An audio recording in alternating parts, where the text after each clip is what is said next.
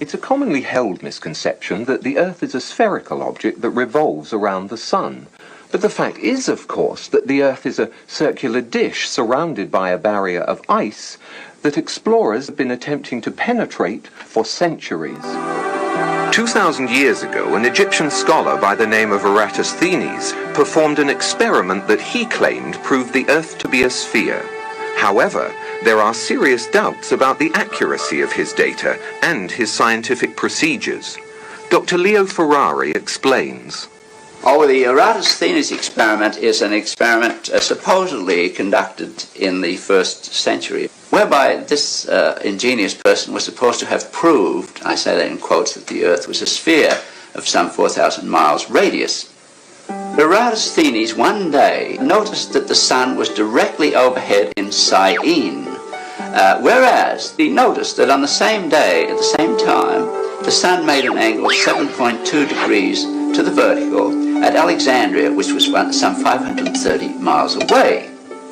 How did Eratosthenes in the 1st century know what the sun was doing on the same day in two places which are 530 miles apart? One can take all those same data, knowing that the Earth is flat. In one place you have the sun directly overhead, and at another place, at the same time, at 530 miles away, let us suppose that it does make an angle of 7.2 degrees to the vertical.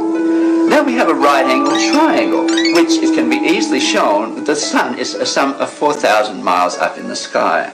These superficial, even, considerations show that it's impossible. The whole thing, it's a story, a fairy story made up and mindlessly repeated in textbooks. Fortunately, not all scientific arguments are based on such questionable research. The Greek astronomer Ptolemy determined to everyone's satisfaction that the Earth is flat, circular, and the central body in the universe. His theory went unchallenged for 1,200 years. Not surprising, really. One need only look around. However, the notion that it was some other shape gained some acceptance during the Renaissance. These were impoverished times. Most writers, artists, and scientists could not support themselves through their work. They depended on the patronage of the upper class. Consequently, creative and original thinking men let their imaginations run rampant in order to attract support. In 1543, the Polish astronomer Copernicus suggested the bizarre notion that the Earth is a round ball that circles the sun. But his book emphasized it was only a hypothesis.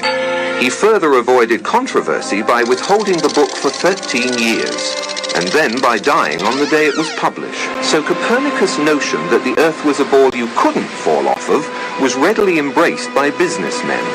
And when Magellan's crew claimed to have circumnavigated the globe in 1522, it was seen as a new piece in the scientific puzzle.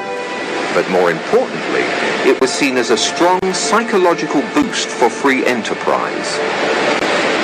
It's also been seen as a huge publicity stunt.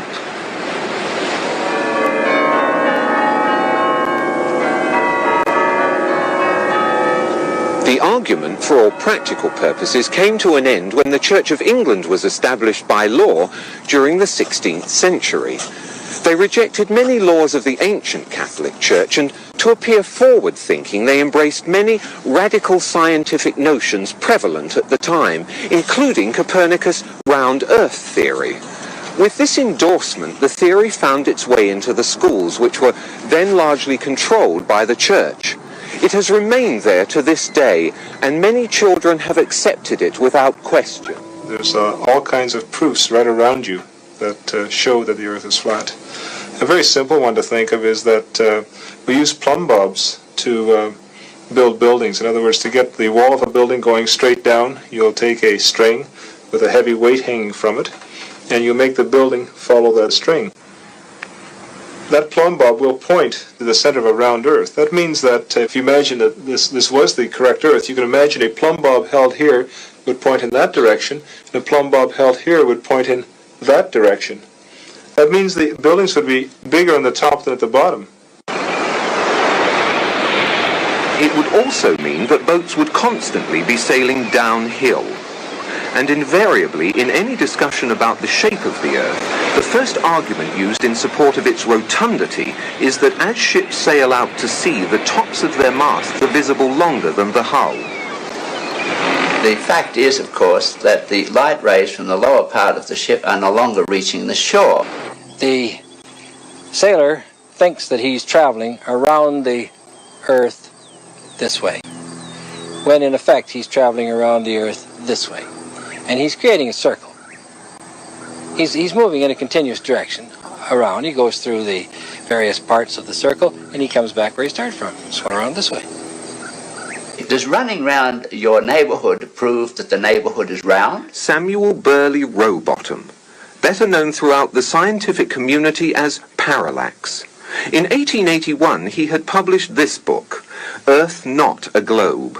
Outlining dozens of experiments performed over many years, it quickly became the standard authority for anti-globularists.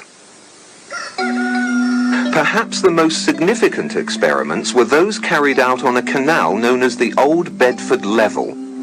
Located in Cambridgeshire, England, the canal is perfectly straight over an uninterrupted 6-mile stretch. While there, Parallax conducted many experiments, all towards one conclusion, to prove that the surface of the water in the canal was indeed perfectly flat.